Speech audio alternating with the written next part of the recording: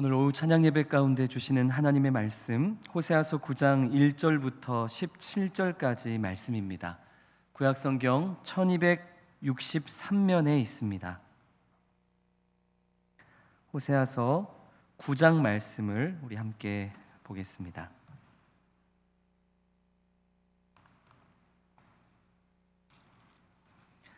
호세아서 9장 1절부터 17절까지 말씀입니다. 우리 전체 말씀 가운데 1절부터 9절까지 말씀만 교독하도록 하겠습니다.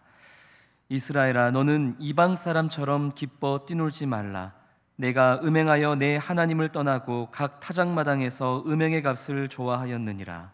타작마당이나 술틀이 그들을 기르지 못할 것이며 새 포도주도 떨어질 것이요 그들은 여호와의 땅에 거주하지 못하며 에브라임은 애굽으로 다시 가고 아수르에서 더러운 것을 먹을 것이니라. 그들은 여호와께 포도주를 부어 드리지 못하며 여호와께서 기뻐하시는 바도 되지 못할 것이라. 그들의 재물은 애곡하는 자의 떡과 같아서 그것을 먹는 자는 더러워지나니 그들의 떡은 자기의 먹기에만 소용될 뿐이라. 여호와의 집에 들을 것이 아님이니라. 너희는 명절날과 여호와의 절기의 날에 무엇을 하겠느냐? 보라, 그들이 멸망을 피하여 갈지라도 애굽은 그들을 모으고 놉은 그들을 장사하리니 그들의 은은 귀한 것이나 찔레가 덮을 것이요 그들의 장막 안에는 가시덩굴이 퍼지리라. 형벌의 날이 이르렀고 보응의 날이 온 것을 이스라엘이 알지라. 선지자가 어리석었고 신에 감동하는 자가 미쳤나니 이는 내 죄악이 많고 내 원한이 큼이니라. 에브라임은 나의 하나님과 함께한 파수꾼이며 선지자는 모든 길에 새 잡는 자의 그물과 같고 그의 하나님의 전에는 원한이 있도다. 같이 읽습니다. 그들은 기브아의 시대와 같이 심히 부패한지라. 여호와께서 그 악을 기억하시고 그 죄를 벌하시리라. 아멘. 이 세상을 잘 살아가기 위해서는 나름의 기술이 몇 가지 필요합니다. 그 삶의 몇 가지 기술 중에 가장 크게 요구되어지는 것이 바로 눈치죠. 눈치. 이 눈치라는 것은 어떤 상황이 우리에게 주어졌을 때 보이는 것만 보는 게 아니라 그 보이는 것 이면에 있는 것까지 알아채는 능력. 어떤 상황 속에서 무언가가 들릴 때 들리는 것이 전부라고 생각하지 않고 들리는 것 너머에 있는 것까지 알아채고 적절하게 행동할 수 있는 능력, 이게 바로 눈치입니다. 이렇게 보이는 것, 들리는 것, 그 이상의 것까지 파악하고 적합하게 행동하는 눈치가 있는 사람이 사회생활을 잘하더라. 그래서 우리가 이제 눈치 있는 사람이 되자, 이런 얘기도 학교에서든 사회에서든 종종 듣고는 합니다. 아시는 것처럼 저희 집 구성원은 저 빼고 다 여성들이죠. 그래서 여성들이 좋다고 하는 말을 처음에는 그냥 좋은 줄 알았고 괜찮다고 하는 거를 그냥 다 괜찮은 줄 알았더니 살아가다 보니까 제가 눈치가 없는 거였더라고요. 아내가 두 딸들이 좋다고 해도 그게 마냥 좋기만 한 게 아니고 아내와 제 두 딸들이 괜찮다고 했다고 해서 그게 다 괜찮은 게 아니더라고요. 그 뒤에 뭔가가 있더라고요. 제가 이제 그런 눈치가 없다 보니까 한동안 참 홀로 힘든 그런 삶을 살았죠. 저는 집에서 항상 저 자신을 성소수자다 이렇게 늘 이야기하곤 하는데요.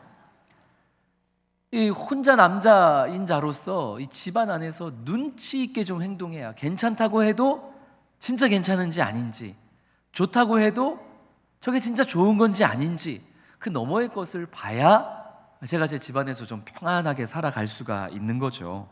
얼마 전에 인터넷에서 이 눈치와 관련해서 한 남자가 자신의 글을 올린 것을 본 적이 있습니다. 이 남성이 절대 속아서는 안 되는 여성들의 말이라는 이제 그런 글을 올렸어요.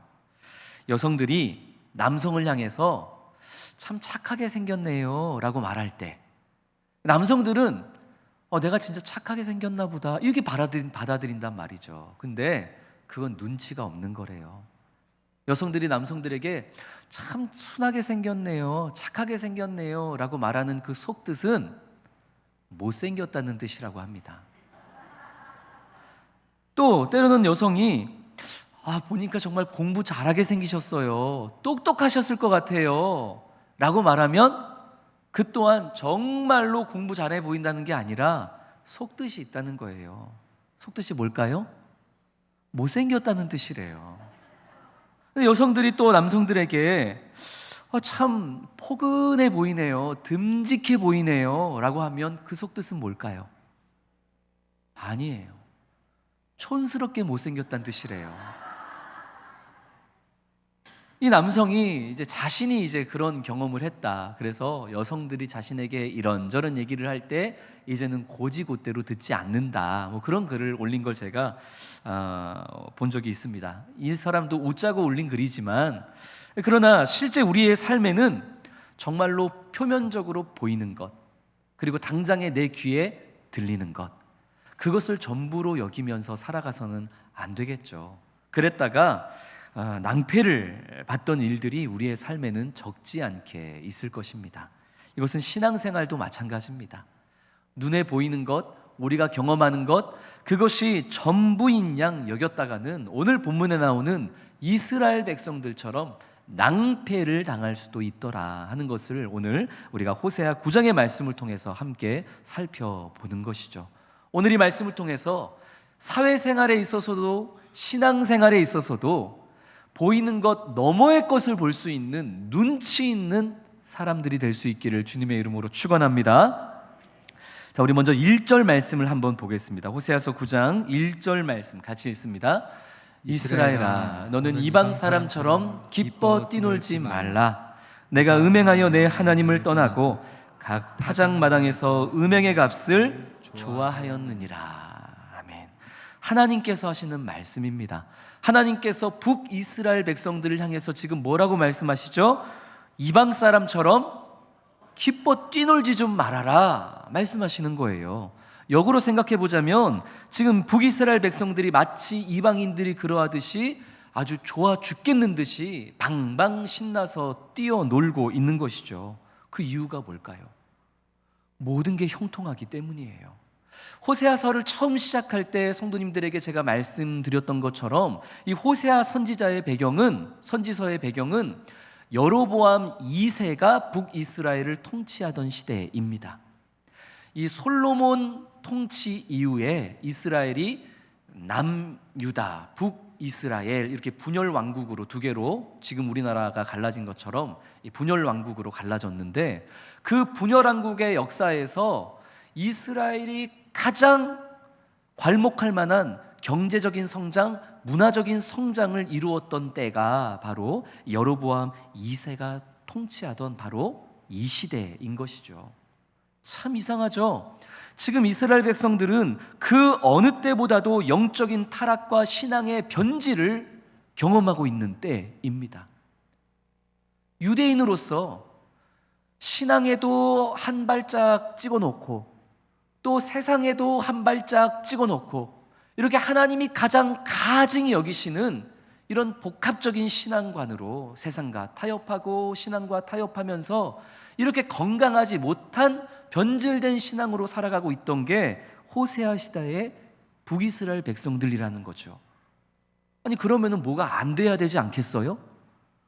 그런데 아이러니하게도 이렇게 변질된 신앙을 살아가고 있는데도 경제적으로 풍요하고 문화적으로 풍성하고 무엇 하나 부족함이 없는 형통한 삶이 연속되니까 좋겠어요, 안 좋겠어요? 너무 좋은 거예요. 신앙생활 대충 하고 세상의 유혹에도 적절히 타협하면서 그렇게 살아가고 있는데도 하나님의 징계를 받기는커녕 심판을 받기는커녕 그냥 우리 집에 모든 일들이 다 잘 되고 자녀도 잘 되고 돈은 굴러 들어오고 아니 이러니 이스라엘 백성들이 어떻게 절로 춤이 나오지 않겠어요? 그래서 지금 이 엄청난 경제적 부흥의 시기를 맞이하면서 이스라엘 백성들은 이방인들과 함께 이방인들과 같은 모습으로 춤추며 노래하며 뛰어놀고 있는 것이죠. 그러나 그런 이스라엘 백성들은 지금 뭐가 없는 거예요? 눈치가 없는 겁니다. 눈치가 없는 거예요. 자신들의 경험과 자신들의 눈에 보이는 것과 들리는 것은 너무 다 형통하고 문제가 없어 보이지만 사실 하나님은 지금 그들의 죄악을 가만히 지켜보고 계시고 언제 이들에게 따끔하게 혼을 내어줄지 지금 그 기회를 기다리고 계시는 상황이거든요. 그 하나님이 지금 이스라엘 백성들을 어떻게 바라보고 계시는지 9절에 하나님이 말씀하십니다. 호세아서 9장 9절 말씀 같이 읽습니다. 그들은 기브아의 시대와 같이 심히 부패한지라 여호와께서 그 악을 기억하시고 그 죄를 벌하시리라. 지금 하나님은 기다리고 있는 거예요. 그래, 니들은 마치 니들이 형통의 시대, 모든 것이 만족하는 시대, 모든 것이 그냥 니들이 원하는 대로 흘러넘치는 그런 시대라고 지금 니들은 눈치 없이 춤추고 노래하고 있지. 참 눈치가 없구나. 그 이면에 있는 것을 봐야지. 너희들이 지금 살아가고 있는 시대는 형통의 시대, 부흥의 시대가 아니라 9절 말씀해 보니까 어떤 시대라고 하나님이 말씀하세요? 지금 너희들이 살아가고 있는 시대는 기브아의 시대야 라고 하나님이 말씀하고 계시는 거죠. 이 기브아의 시대라는 것은 사사기 19장, 20장, 21장에 기록되어 있는 이 기브아의 사건에서 나온 그런 표현입니다. 이 사사기는 각자 모든 백성들이 하나님을 왕으로 삼지 않고 다 자기 소견에 오른 대로 자기 마음대로 살아가던 때가 바로 이 사사기 시대죠. 구약에서 가장 암흑의 시기를 각자 자기 소견에 오른 대로 살아갔던 이 사사기의 시대로 봅니다. 그렇게 그냥 자기 하고 싶은 대로 원하는 대로 신앙생활이든 사회생활이든 가정생활이든 하다가 이 사사기 19장에서 21장의 이 말씀을 보면 온갖 악행을 행하다가 결국 이스라엘 백성들이 지파별로 싸움이 일어나게 됩니다. 베냐민 지파를 두고서 다른 지파가 연합해서 전쟁이 일어나게 되는데 동족끼리 싸움을 하는데 그 싸움이 얼마나 치열했던지 베냐민 지파, 이 한 지파가 완전히 없어져 버릴 뻔했을 정도로 자기들 하고 싶은 대로 살아가다가 동족의 씨를 말려버릴 만한 그런 위기를 겪게 되었던 것이 기브아 사건입니다. 사실 이 기브아 사건에 아주 그 구체적인 일들이 있는데 제가 지금 원고에 써놨지만 말씀 일부러 안 드리려고 합니다. 왜냐하면 저희가 지금 금요 기도회 때마다 사사기 말씀을 차례차례 순서대로 우리가 나누고 있는데 그저께 금요 기도회 때는 사사기 16장을 나눴고 이제 이 기브아 사건인 사사기 19장, 20장, 21장은 아마 2, 3주 뒤에 우리가 금요 기도회 때 나누게 될 겁니다. 그래서 궁금하시라고 이 기브아 사건이 도대체 무슨 사건인지 어떤 일이 있었는지 궁금하신 성도님들은 금요 기도회에 나오셔서 이 말씀을 함께 나누는 은혜가 있기를 소망합니다. 어쨌든 이 기브아 시대에는 자기 소견에 오른 대로 자기 맘대로 살아가다가 같은 민족인 베냐민 지파를 완전히 몰살시킬 뻔한 그런 민족의 위기를 맛보게 되었던 가장 침울하고 암흑이 가득했던 시기, 그게 이 기브아 시대였다는 것이죠. 하나님은 이스라엘 백성들에게 눈치를 챙기고 그 진실을 마주보라고 말씀하시는 겁니다. 지금 너희들은 그저 눈에 보이는 것은 형통의 시대, 부흥의 시대, 평안의 시대, 만족의 시대, 어떠한 눈물도 아픔도 없는 행복한 시대라고 지금 너희들은 보고 있지만 눈치를 챙겨. 진짜 지금 너희가 살아가고 있는 시대는 기브아의 시대처럼 자기 맘대로 살아가다가 결국 너희의 가정과 너희의 민족과 너희의 공동체와 너희의 모든 것이 이제 곧 와르르 무너질 수밖에 없는 위기를 맞이하는 그런 시대야. 정말 너희가 어느 시대를 살아가고 있는지 보이는 것 그 너머의 것을 좀 바라봐. 지금 하나님이 호세아 선지자를 통해서 그것을 말씀하고 있는 것입니다. 당장 눈앞에 벌어지는 현상이 전부인 듯 여겼던 것은 기브아 시대를 살아가던 사람만이 아니라 호세아 시대를 살아가던 북이스라엘이었고 그것은 어쩌면 오늘 우리도 크게 다르지 않을 수도 있습니다. 우리도 분명 내가 하나님 앞에 참 부끄러운 모습으로 살아가고 있음에도 불구하고 이상하게 잘 돼. 내 신앙생활이 지금 바닥을 치고 있는데 이상하게 하는 일마다 형통하고, 이상하게 내 자녀들도 잘 되고, 내 남편도 아내도 자꾸 회사에서 승진하고, 모든 일이 다 만족스럽고, 그러다 보니까 두려움이 없어지는 거예요. 괜찮네?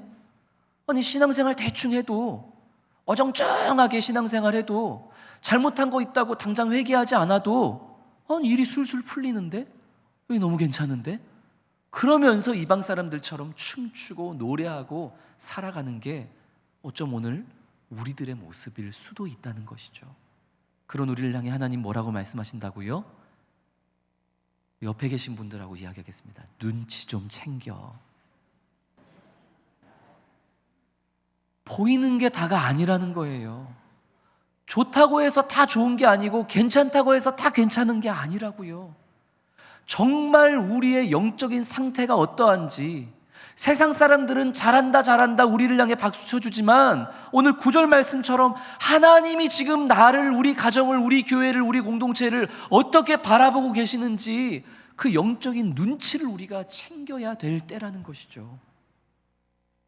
그럼에도 이 영적인 눈치 없는 이스라엘 백성들은 눈치를 챙기지 못하고 여전히 형통하다, 만족하다, 모든 것이 완벽하다라고 노래하고 춤추며 자기 소견에 오른 대로 살아갑니다. 하나님은 결국 그들의 최후가 어떠할지에 대해서 말씀하시죠. 우리 호세아서 9장 2절 3절 말씀, 2절 3절 같이 읽습니다. 타작마당이나 술틀이 그들을 기르지 못할 것이며 새 포도주도 떨어질 것이요 그들은 여호와의 땅에 거주하지 못하며 에브라임은 애굽으로 다시 가고 아수르에서 더러운 것을 먹을 것이니라. 아멘. 2절에 나오는 타작마당, 술틀, 새 포도주, 이것은 무엇일까요? 지금 이 북이스라엘 백성들이 만족해하고 있는 자신들에게 형통함을 가져다 주는 것들입니다. 타작마당에서, 술틀에서 새 포도주와 같은 엄청난 소출들이 쏟아져 나오니까 지금 막 어깨춤이 절로 나오고 있잖아요. 하나님을 의지하기보다 이스라엘 백성들은 이 타작마당과 술틀과 새 포도주와 거기에서 나오는 소출들을 내 힘이요, 내 의요, 내 자랑이요, 내 만족으로 여기며 춤추고 있는 것입니다. 근데 하나님이 뭐라고 말씀하세요? 그게 영원할 것 같으냐? 그게 영원할 것 같으냐? 타작마당과 술틀, 거기에서 나오는 새 포도주와 그 모든 소출이 이제 어떻게 될 것이다? 떨어질 것이다. 너희는 마치 그 행복과 그 형통함이 영원할 것처럼 눈치 없이 춤추고 노래하고 있지만 이제 곧 너희에게 만족을 주었던 그 모든 것에서 소출이 끊어질 것이다. 떨어질 것이다. 그것들의 한계가 곧 드러날 것이다. 말씀하십니다. 또 말씀하시죠? 너희들은 여호와의 땅, 하나님께서 아무 잘한 것도 없는 너희에게 그저 은혜로 주셨던 젖과 꿀이 흐르는 그 가나안 땅에서 더 이상 살아가지 못할 것이다. 왜? 이제 곧 아수르 제국이 너희들에게 쳐들어올 것이고 가나안 땅에 살고 있는 너희들을 잡아다가 그들이 포로로 저 아수르의 여러 변방의 나라로 너희들을 데려갈 것이기 때문이다. 이게 곧 너희에게 닥쳐올 현실인데 아직도 노래가 나오고 아직도 춤이 나온단 말이냐. 눈치를 챙겨야 된단다. 하나님 말씀하시는 거죠. 4절 5절에서는 더 무서운 말씀이 기록되어 있죠. 4절 5절 같이 읽습니다. 그들은 여호와께 포도주를 부어드리지 못하며 여호와께서 기뻐하시는 바도 되지 못할 것이다. 그들의 재물은 애곡하는 자의 떡과 같아서 그것을 먹는 자는 더러워지나니 그들의 떡은 자기의 먹기에만 소용될 뿐이라 여호와의 집에 드릴 것이 아님이라. 너희는 명절날과 여호와의 절기의 날에 무엇을 하겠느냐. 이 4절과 5절의 말씀은 무슨 말씀이냐면 하나님과 이스라엘 백성들이 단절될 것이다. 하나님과의 단절에 대한 선언의 말씀입니다. 하나님은 더 이상 이스라엘 백성들이 가지고 오는 드리는 제물, 제사, 그것을 기뻐 받으시지 않을 것이고, 하나님과 백성들 사이에는 이제 어떠한 소통도 관계도 있지 아니할 것이다. 아주 엄중한 심판의 말씀을 하시는 것이죠.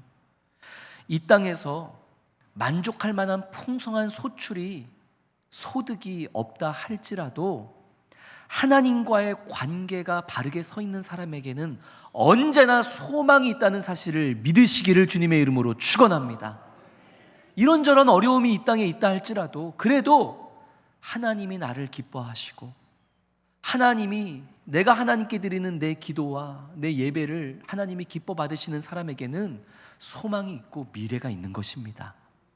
반대로 지금 이스라엘 백성들처럼 이 땅에서 이런저런 풍성한 소득과 만족이 넘쳐난다 할지라도 하나님과의 관계가 단절돼 버린 사람에게는 더 이상 소망이 없습니다. 그런 자들은 그저 잠깐 화려하고 예쁘게 피었다가 져버리는 꽃과 안개와 같은 인생이 되어버리고 마는 까닭이죠. 하나님은 이스라엘 백성들에게 이 사실을 알려주고 싶으셨습니다. 춤출 때가 아니라고, 지금 노래할 때가 아니라고, 다시 한번 하나님 앞에서 너희의 그 보이지 않는 영적인 상태를 점검하면서 정말 내가 웃어도 되는 때 맞나? 정말 내가 춤춰도 되는 때가 맞나? 아니네. 하나님이 보시기에는 지금 내가 부족해도 한참 부족한 때네. 지금 내가 눈물로 주님의 십자가 앞에 나아가 회개해야 될 때네. 이 보이지 않는 영적인 상태를 하나님은 깨닫기를 원하셔서 이 당시의 이스라엘 백성들에게 많은 선지자를 보내시고 그들에게 말씀해 주셨습니다. 그런데도 이스라엘 백성들은 하나님이 보내신 선지자들을 미친 사람처럼 여겼고 하나님이 하시는 말씀을 귓등으로도 듣지 않았습니다. 그게 7절 하반절의 말씀이죠. 7절 하반절의 말씀을 제가 쉬운 성경 번역으로 한번 읽어드리겠습니다. 7절 하반절, 너희는 내가 너희에게 보낸 예언자를 바보라고 생각하고 하나님의 영을 받은 사람을 미쳤다고 말한다. 정신 차리라고, 영적인 눈치 좀 챙기라고 하나님은 그냥 아무 행동도 하지 않으신 게 아니에요. 그들에게 계속해서 선지자를 보내주셨고 하나님의 영을 받은 사람들을 계속해서 보내셔서 말씀하셨습니다. 그런데 그런 그들을 이스라엘 백성들은 바보 취급하고 미친 사람 취급하며 말을 듣지 않았던 거예요. 미친 사람처럼 보였겠죠. 아니 이렇게 신앙생활 대충대충 하는데도 돈이 굴러 들어오는데, 이렇게 신앙생활 대충대충 하는데도 우리 가족의 모든 것이 형통한데 그러면 안 된다고 하는 소리가 귀에 들리겠습니까? 안 들리죠. 자신들 앞에 놓여있는 이 엄청난 비극을 깨닫지 못하고 그저 이방인들처럼 눈에 보이는 것이 전부인 양 영원한 듯 춤추며 노래했던 그런 이스라엘을 향해 하나님이 말씀하시죠. 우리 7절 상반절 말씀 같이 읽겠습니다. 형벌의 날이 이르렀고 보응의 날이 온 것을 이스라엘이 알지라. 할렐루야. 이게 하나님의 마음입니다. 지금은 만족의 날이 아니고 풍성한 날이 아니고 지금은 보응의 날이 온 것이고 형벌의 날이 이르렀다는 사실을 이스라엘은 알았어야만 했습니다. 자신들의 수많은 죄악으로 인해 형벌과 보응의 날이 이제 우리의 곁에 이르렀다는 사실을 깨닫고 춤추고 노래할 것이 아니라 슬퍼하고 애통하며 하나님 앞에 나아가 회개해야 되는 때였음에도 불구하고 눈치 없는 그들은 결국 그러한 삶을 살아내지 못했던 것이죠. 사랑하는 성도 여러분, 오늘 이것은 언제나 그러하듯 우리를 향한 하나님의 사랑의 메시지인 줄로 믿습니다. 이 애끓는 하나님의 마음, 이것을 나를 향한 하나님의 말씀으로 받으시기를 소망합니다. 예수님의 초림과 재림, 그 사이를 살아가는 우리들에게 하나님은 계속해서 경고하십니다. 눈에 보이는 것을 전부라고 여기지 말라고요. 우리 귀에 들리는 것이 전부이라고 여기지 말라고요. 이 세상에서 대충 살아가는 것, 오히려 신앙에 열심을 내는 사람보다 교회에 바란짝, 세상에 바란짝 대충 타협하면서 사는 사람들이 사실은 정말 형통해 보이는 세상 아닙니까? 오히려 순수하게 정말 하나님 보시기에 귀하고 아름답게 살아가는 사람들은 오늘 7절 하반절의 이스라엘 백성들의 그 표현처럼 바보 같고 미친 사람처럼 보이는 게 지금 그런 시대잖아요. 바보같이 지금 시대가 어느 시대인데 적절하게 눈치 보고 타협 보면서 세상 것도 적당히 누리고 신앙생활도 적당한 선에서 하고, 이게 지혜로운 거지. 이래야 좀 교회에서든 세상에서든 잘 나가고 박수받고 형통하지. 바보같이 그냥 순수하게 그저 하나님, 그저 말씀, 그저 기도, 그저 경건, 이제는 그런 시대가 아니지. 우리가 지금 그런 눈치 없는 하루하루를 살아가고 있지는 않냐는 것이죠. 그것은 오늘날에만 그랬던 것이 아니라 우리가 방금 확인해 본 바 이 북이스라엘, 호세아 시대의 북이스라엘 백성들도 그때도 똑같은 사회적인 흐름이 있었더라. 우리는 그것을 마주하는 것입니다. 사랑하는 성도 여러분, 우리 영적인 눈치를 챙기는 사람들이 될 수 있기를 소망합니다. 그저 외적으로 보여지는 우리 교회의 모습, 외적으로 보여지는 우리 가정과 우리 자녀와 나 자신의 모습 괜찮을 수 있습니다. 크게 문제 없어 보일 수 있어요. 이대로 살아도 되겠구나 싶을 수 있습니다. 그런데 우리 하나님의 관점에서 그 보이지 않는 너머의 영적인 눈으로 우리 스스로를 바라보고, 우리 자녀를 바라보고, 우리 공동체를 바라보고, 우리 수원성심교회를 한번 바라봅시다.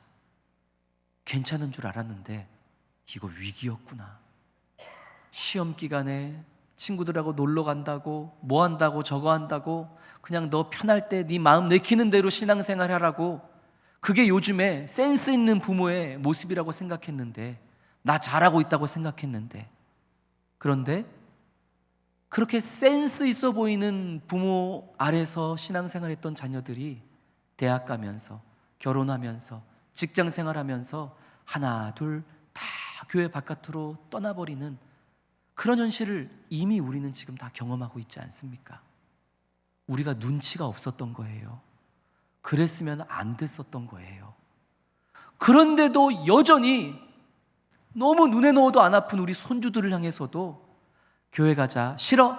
싫으면 오지 마. 그래야 이 할머니, 할아버지를 손주들이 좋아하니까. 안 돼. 교회는 무조건 가야 돼. 안 가면 혼나. 그러면 손주들이 할머니, 할아버지들 좋아해요? 안 좋아해요? 안 좋아해요. 그러면 안 좋아해요. 교회 오기 싫어? 그러면 오지 말고 다음 주에 와. 이래야 손주들이 좋아한다니까요. 눈치가 없는 거예요. 내가 죽어가고, 내 자녀가 죽어가고, 내 손주가 죽어가고 있는 거를 못 보고 있는 거예요. 지금 이스라엘 백성들처럼 말이죠. 하나님이 주시는 말씀과 또 기도, 이 경건의 삶으로 보이는 것 너머의 영적인 것, 들리는 것 너머의 영적인 것, 사람들이 인정해 주는 것 그 너머에 있는 하나님이 바라보시는 관점으로 우리 스스로를 바라보고, 가정을 바라보고, 자녀를 바라보고, 손주를 바라보고, 이 공동체와 수원성심교회를 바라볼 수 있는, 그래서 하나님 보시기에 복되고 아름다운 믿음의 길을 걸어가는 영적인 눈치 있는 우리 수원성심교회 모든 성도님들이 될 수 있기를 주님의 이름으로 축원합니다. 우리 다시 한번 옆에 앞뒤에 있는 성도님들을 향해서 눈치 있는 신앙인이 됩시다. 인사하겠습니다. 아멘. 우리 주신 말씀 기억하면서 주만 바라볼지라 우리 함께 찬양하겠습니다.